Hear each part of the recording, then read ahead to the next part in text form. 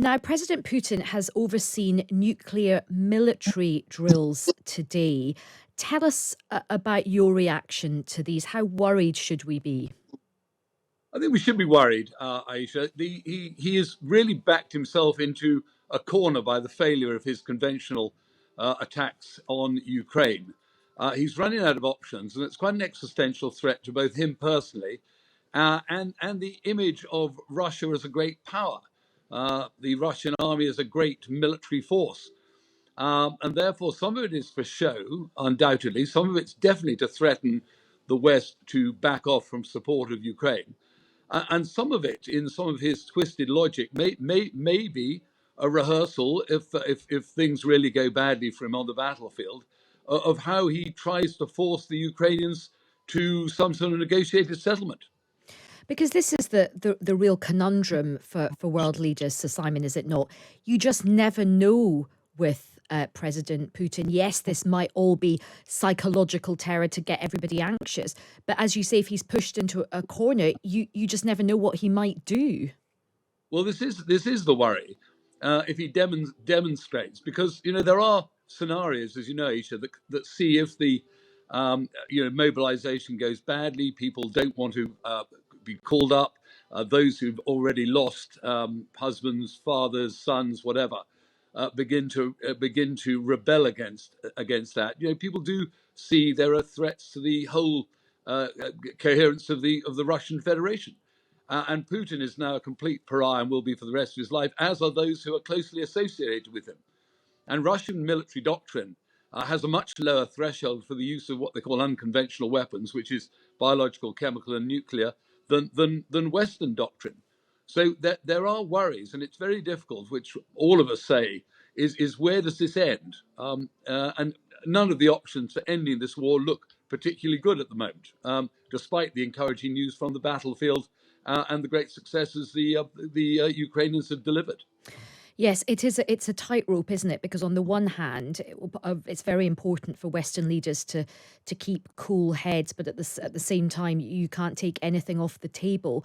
And in I think we have a sort of, I don't know if it's an optimism bias or just maybe it's slightly Pollyanna-esque belief that if a time is ever to come with President Putin and he did want to use nuclear weapons.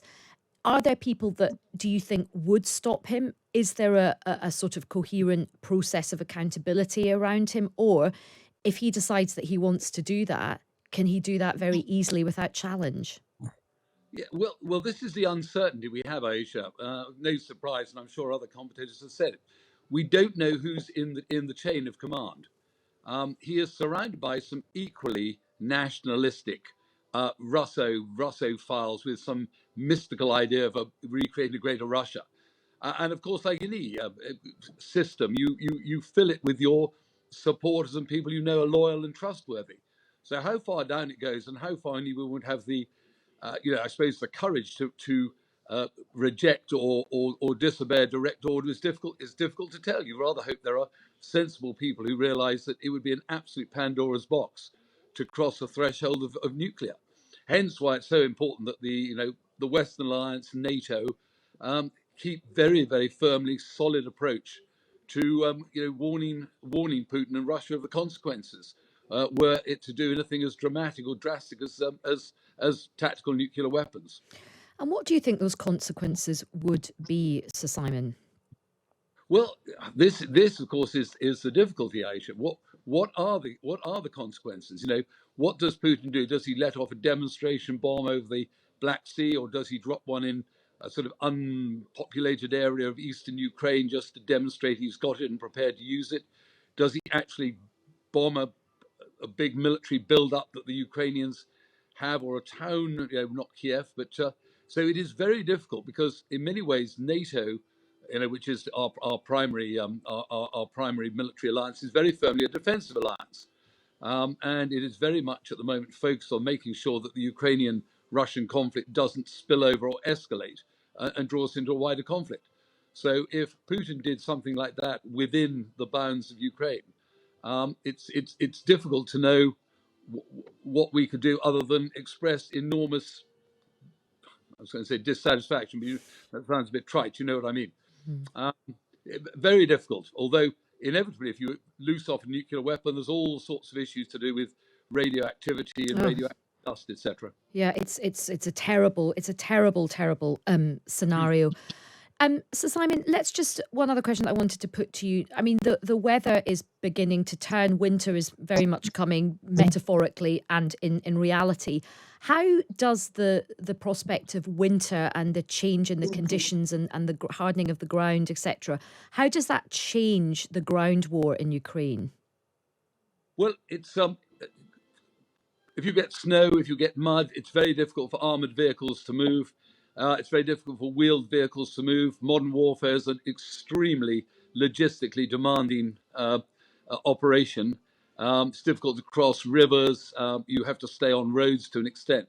So everything does slow down. It doesn't mean things stop.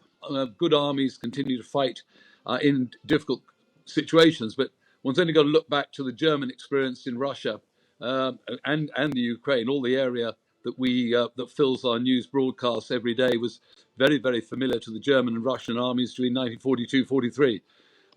But the weather in Russia is quite ferocious, depending on how cold it gets. And even if it doesn't get cold, it gets very muddy and very boggy for vehicle movement. And then you ally it to the attack on the critical national infrastructure, the power stations, and it means that that element of the civilian population that's still in Ukraine is going to have a very miserable winter at the moment. So not simply the military operations that need to be kept going.